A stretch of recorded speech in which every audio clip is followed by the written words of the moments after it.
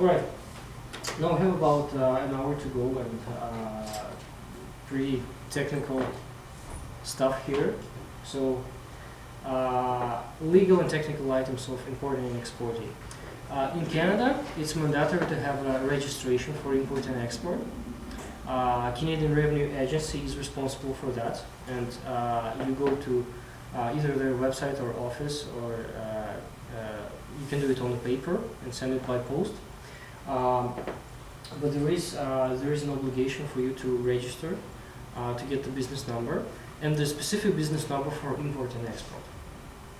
There are two separate. They are separate. So the first 9 digits are the same, but all these 2 characters and 4 numbers after that, after those characters, they are specifically to import and export. Do you have to pay for that? No, it's free. The only thing you have to do, like you have to have it before at least 3 or 4 business days before you import or export, just in order to get all these government systems to communicate to each other, because otherwise Canadian Border Services Agency, which is not a CRA, couldn't find it. So you have to have it in advance, and like in Canada we have this number, and this number, the reason we have this number in Canada is because it is used for primarily for statistics purposes and for revenue collection. The CRA and Canadian Border Services Agency, they track imports and exports allocated to the specific number, and then they can go back to you, and if there's a problem they can go back. And also primarily again for statistical purposes, they collect what kind of companies export these goods, and every year they publish the Statistics Canada, they publish the research papers with the general statistics on import and export. Payment system. Now, again, if you're selling to businesses or if you're selling to consumers, they're different. If you're selling to businesses, if you're selling to consumers, you would have to have an online payment system and be able to accept in currencies of the overseas markets. The most common are PayPal or Google Checkout. That's the most commonly used, but there's a bunch more. And in your market, for example, if you market in China, if your buyers are in China, they have their own systems. Yeah, that's right. And in many other countries. So you don't have to consider that. In some cases, in some specific cases, you're going to have to have an business banking account overseas and your business, but it's in very specific cases. If you're selling to foreign businesses, yeah, obviously you're going to have to have a clients. Sorry, you're going to have to have an account and look at the currencies that your buyer or seller are dealing with. If you're selling to Europe or if you're buying from Europe, it makes sense to open a Euro account in Europe. Obviously, if you deal with United States, you're going to have a USD account and do the transaction from that. If you trading with the United States, the checks originated from the States are acceptable in Canada, in Canadian banks. If you get a check from elsewhere in the world, try to ask your buyer to send you the wire transfers, because the checks from other countries may not be acceptable. I mean, it's always a pain. They can do international wire transfer. Exactly. So that would be the option. Of course. Yeah. They call it a SWIFT code. That's right. That's right. So if I'm importing something, Yeah. so by when should I pay? Like when I'm placing the order, or How? if I am importing something, Yes. so by when I should pay? Like when I'm placing the orders, or what is the standard? Good question. So there's no rule for that. There's no law that would direct how much you should pay up front. So it's a pure matter of negotiation. It's only your negotiation. Of course, the sellers, they have some guidelines, but in many cases, you may argue that the different terms are different. And the Incoterms don't regulate that, so it's only a matter of negotiation. Letter of credit is a common practice in Canada for getting the things imported. Like in Canada, because of the nature of Canadian trade, Canadian trade is mostly like more than 70% of the trade goes with the United States.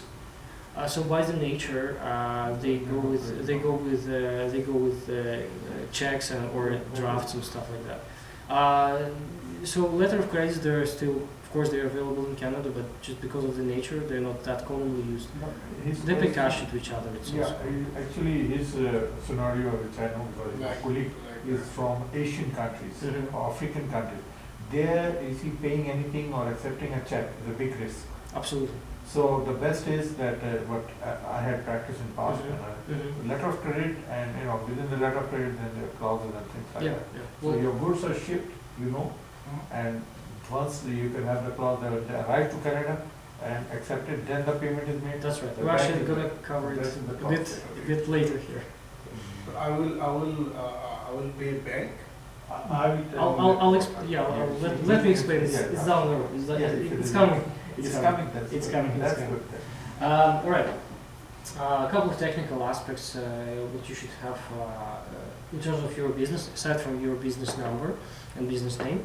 The website, if you're dealing internationally, the first thing your buyer or seller will do, they will Google your name, and if they don't see your website, they would suspect something is wrong.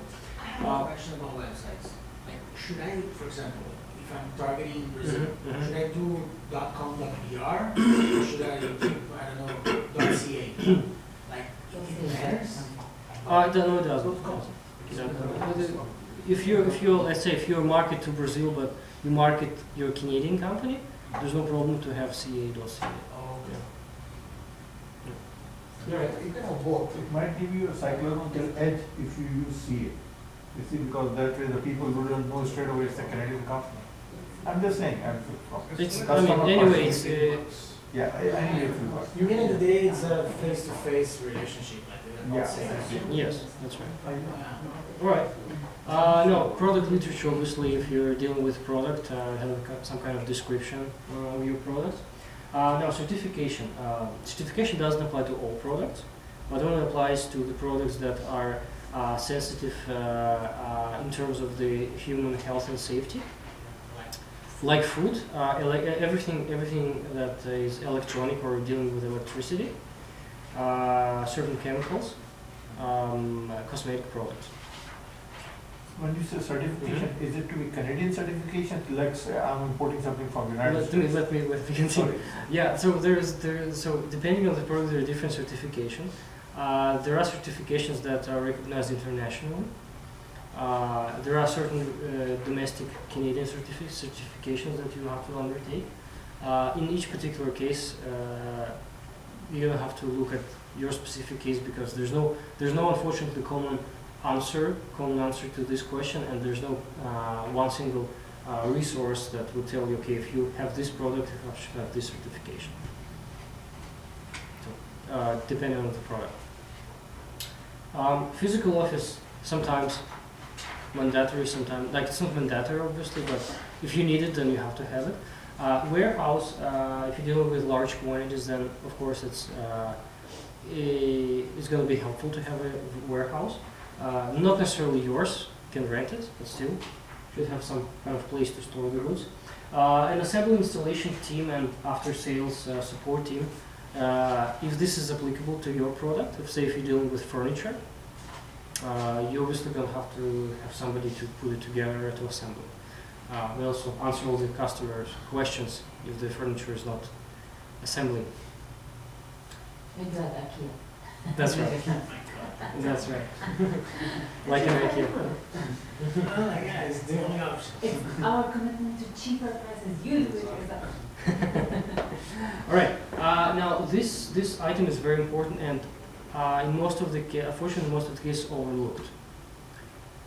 Because when people, especially they just start an import-export business, the negotiations are focused mostly on price because it's sensitive and on the shipment terms, on Incoterms, but they're not. They keep forgetting about this. But this is what's important, because what if after 4 weeks of waiting your product, the product doesn't conform to the requirement, to the instrument? What if it's broken? What are you gonna do?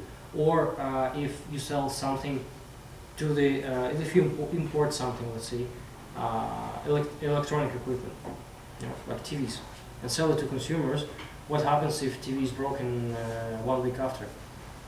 So all these items have to be negotiated in advance, and don't forget to do that. Don't forget to do that. What would happen if the product is damaged, like in the factory, or if it's going to be damaged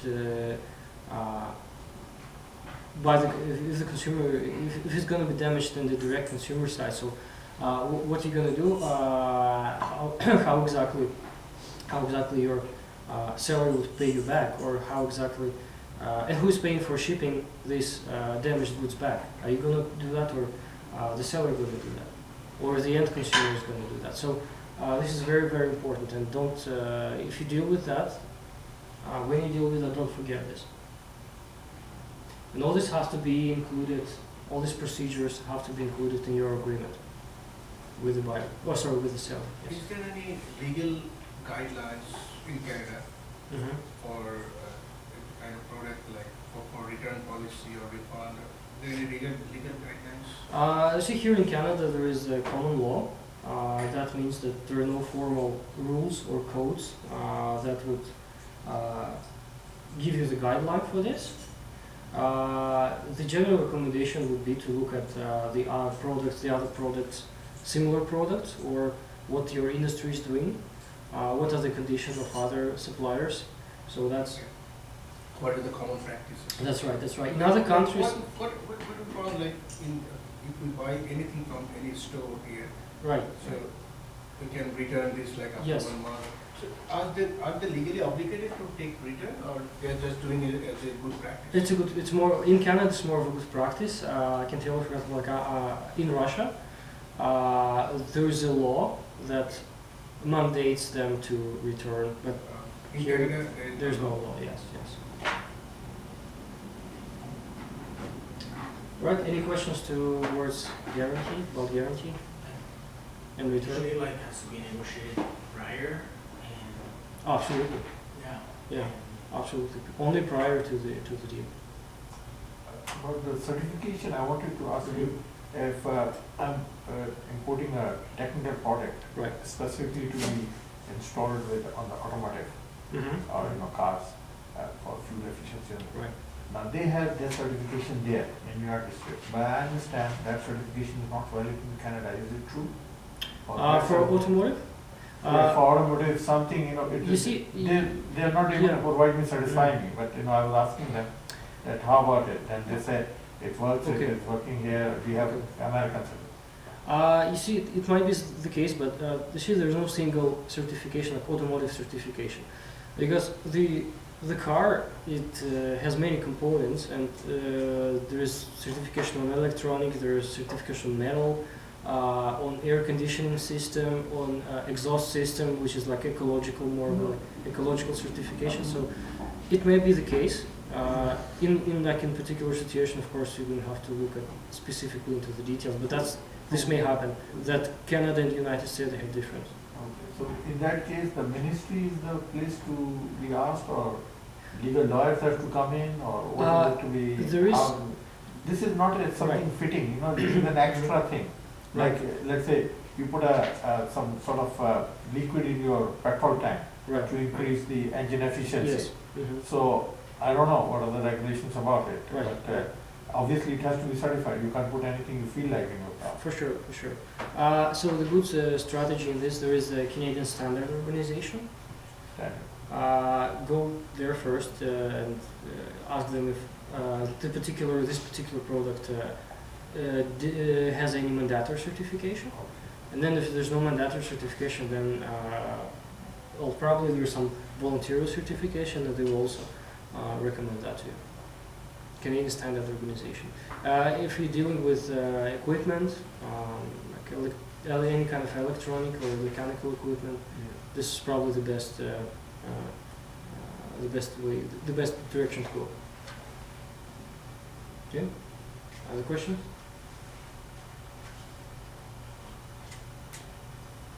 Okay. Don't forget.